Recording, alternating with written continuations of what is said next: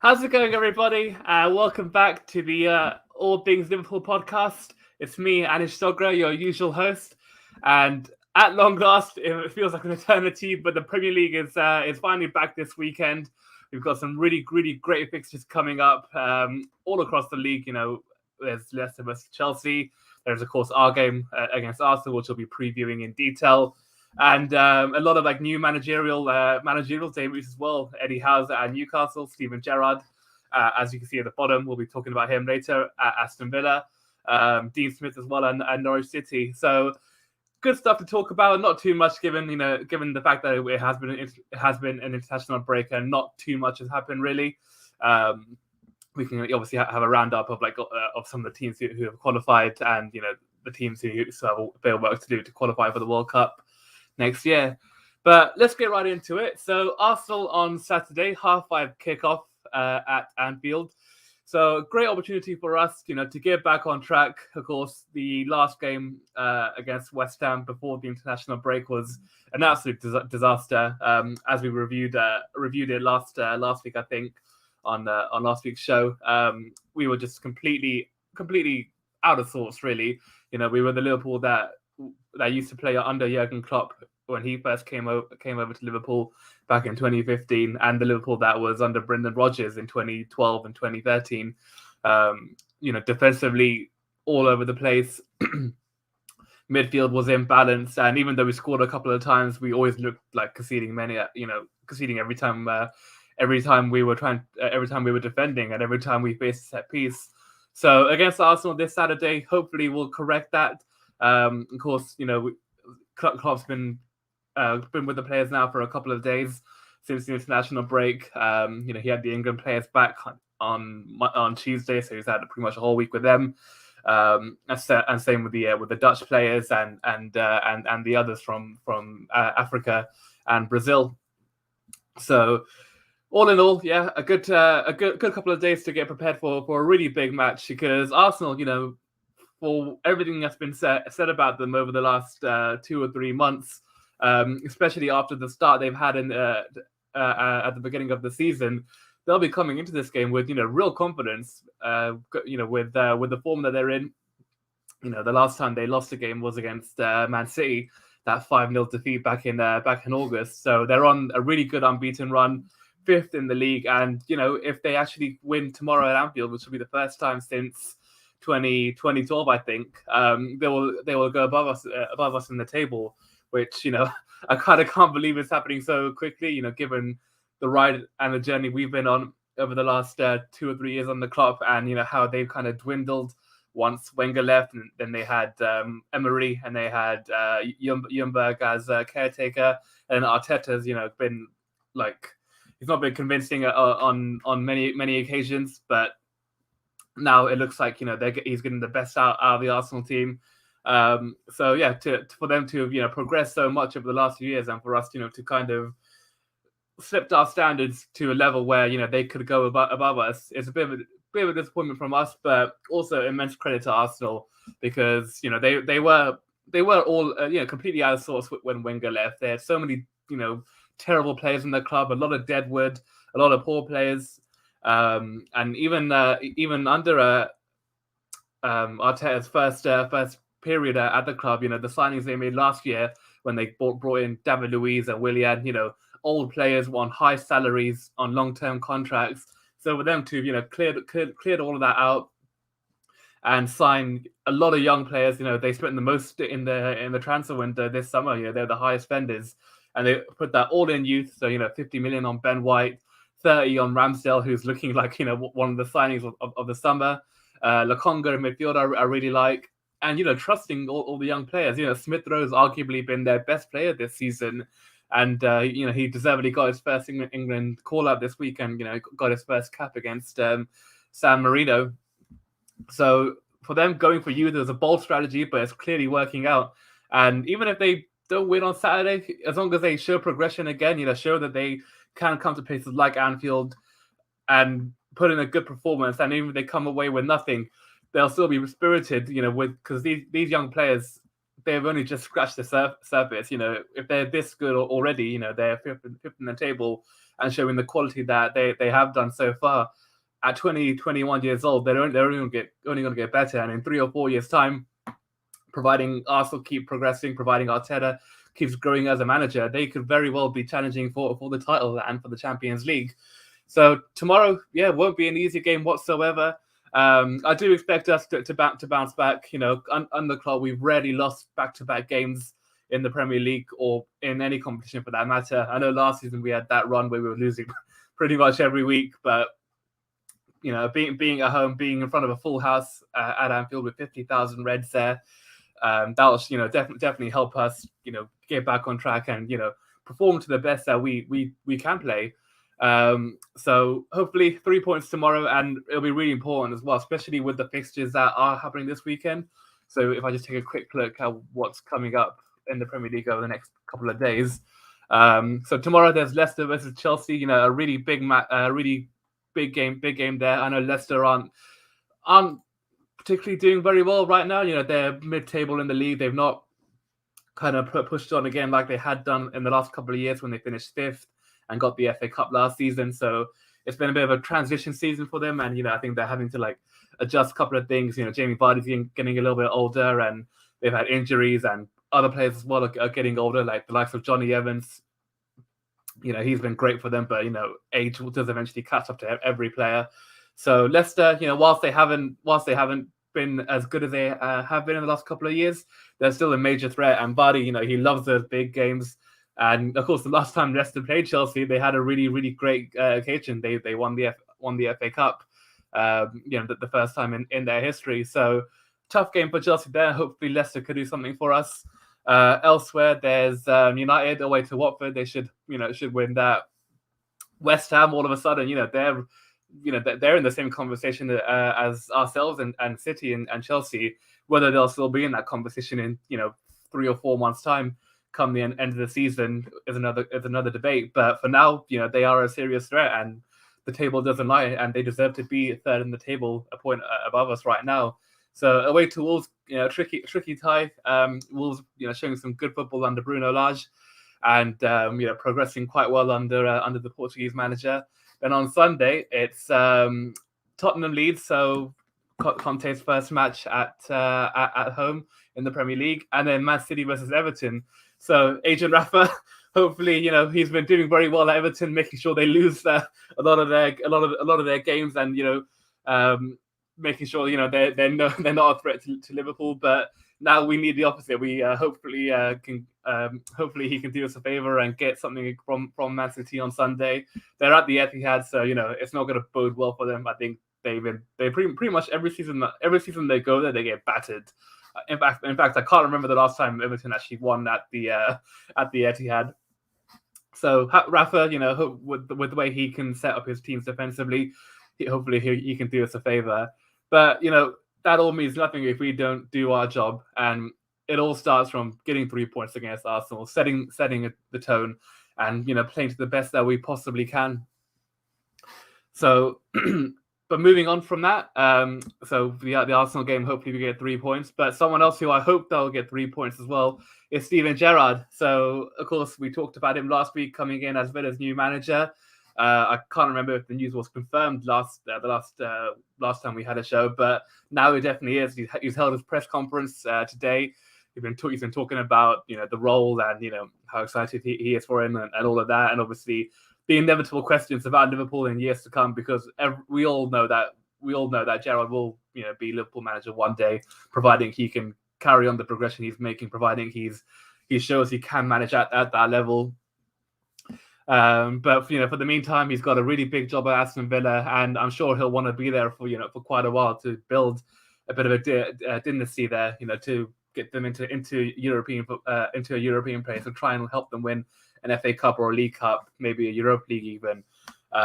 So it's not going to be like a 2-3 year fling at Villa. He'll want to be there for 4, 5, 6 seasons, and then maybe he can come to Anfield if he's done a good job at Villa. But it all starts on Saturday against Brighton, and like ourselves, a very, very difficult match. Brighton came to Anfield a couple of weeks ago. They played really, really well, got a 2-2 draw in that game, and should have probably won that match, given how well they played and how terrible we were. In fact, I think we were quite lucky to come away with the draw in that game. So Villa, coming against Brighton, and of course, if we were to ignore the Gerrard factor, in terms of actual form, they're really, really poor right now. They've lost their last 5. I think they conceded about 13 or 14 goals in that process. And in fact, in their last 2, they conceded 7 goals at home. They had that 4-1 defeat against West Ham, which was absolutely horrific for them. And then the week before that, it was even worse. They were 2-0 up against Wolves, and literally lost the game within the last 15 minutes of the match. They conceded on the 80th, the 85th, and then the 95th minute. So defensively, it's been a real problem for them, and that's something Gerrard really needs to sort out at Villa. Because going forward, even though they've lost Grealish, there's still so much talent in that attacking lineup. There's Danny Ings, of course, who was a good striker for us, and unfortunately had that ACL injury and couldn't really recover from that. But then he went to Southampton and was was their best player. He scored so many goals over the couple of years he was there. 20 odd goals in his first full season at the club, and then like 15 or 14 last season. So he clearly knows where the net is, and he knows how to play against top quality opposition. Then there's Ollie Watkins, who I like a lot. He's strong, he's quick, he's physical, and another person who's got an eye for goal. And he cost Villa 30 odd million, so he's not like some average player. Villa clearly think he's got some talent there. Leon Bailey coming in from Leverkusen. I think he's been injured a lot, sadly, this season. But there was one game he came against Everton, and he came on at halftime and literally tore them apart within 20 minutes. Came on at halftime, got a goal, got an assist, and then went off injured. And sadly, I don't think he's been back since then. But again, a lot of quality there. And in midfield, you got John McGinn, Douglas Luiz, who used to play at Man City as well. Tyrone Mings, of course, England international. Emi Martinez, one of the best keepers in the league. So there is a lot of talent there for Gerrard to work with, and of course, given that he's got to transform this Villa team and get them get their confidence back up, it won't be an easy task. But the great thing for him is because he's such a big name as a footballer and as a manager, he's not just coming in as a first job. What he did at Rangers, winning them the league title after so many years of Celtic dominance, going unbeaten in that season. So he's clearly coming in with managerial know-how and experience. So I'm sure the Villa players will be buoyed by that and inspired to do well. Not only for themselves but for him and of course more importantly for the fans. So up against Brighton, a difficult team to come against.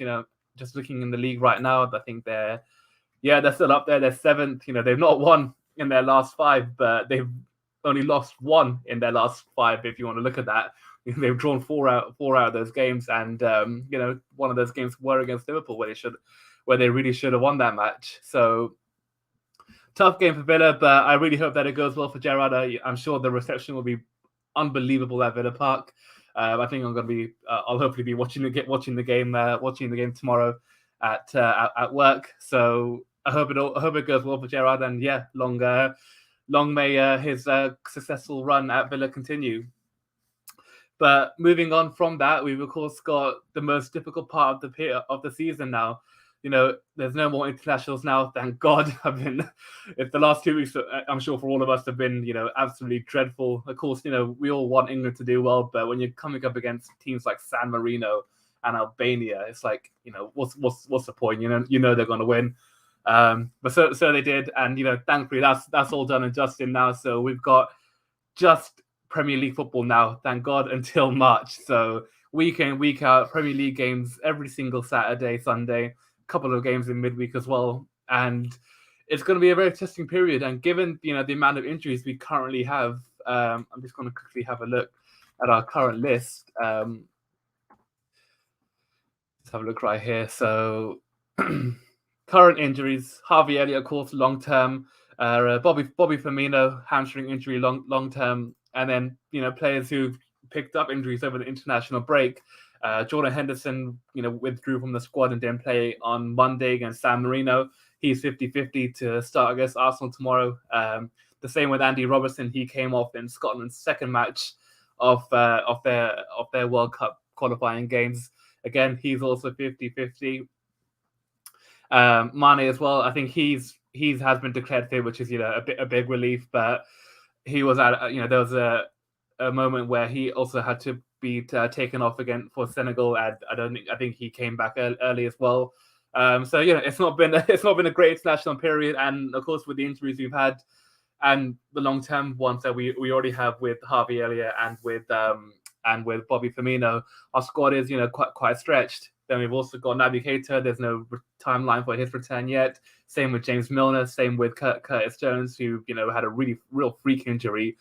It's quite annoying because when you don't have like any regular injury, where something snaps in your leg or in your muscle or something pulls, then if you get any other kind of injury, you think, all right, whatever, he'll be back within a couple of days. But apparently the injury he does have to his eye is quite serious, and they need to look after it and monitor it quite regularly so he doesn't suffer any damage. Because if you're playing in central midfield, you'll need both your eyes. In fact, you'll need more than two eyes to play in central midfield.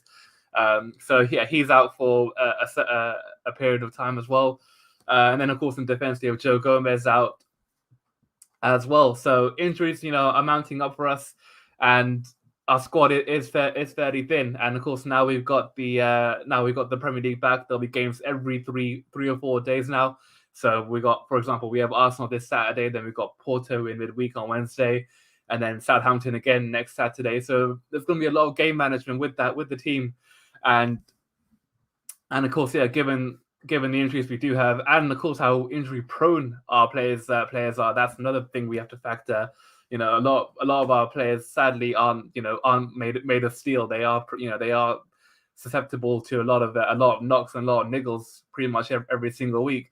So a lot of rotation will need to be done, but it's also a bit of a bit of a nervous time for a Liverpool fan, because given how thin our squad is, if we have an injury to, like we had last season with Van Dijk and Joel Matip, that can really derail us as it did last season. Excuse me. So managing game time will be crucial, and thankfully, with the Champions League, especially given that's not done and dusted, we won our group. We can't, even if we lose the next 2 games, there's no team that can in our group that can go above us. So against Porto and against AC Milan in those 2 Champions League games, it's a great opportunity to rest some of our main players. So giving much needed rest time for Mane, for Salah, for Trent Alexander-Arnold, Fabinho, Van Dijk, etc.